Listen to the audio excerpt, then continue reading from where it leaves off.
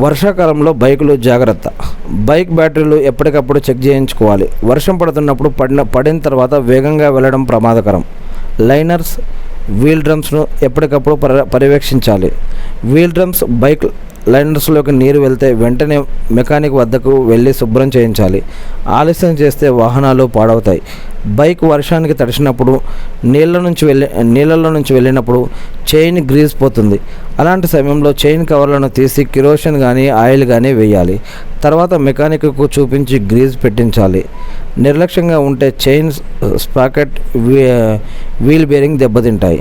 ప్రతి వాహనానికి తప్పనిసరిగా పెట్రోల్ ట్యాంకర్ కవర్ ఏర్పాటు చేసుకోవాలి. లేదంటే వర్షం కురిసిన సమయంలో నీరు లోపలికి వెళ్ళే అవకాశం ఉంటుంది. సైలెన్సర్లోకి నీరు వెళ్లకుండా చూసుకోవాలి. నీటిలో పూర్తిగా మునిగిన వాహనాన్ని సర్వీసింగ్ చేయించకుండా స్టార్ట్ చేయకూడదు.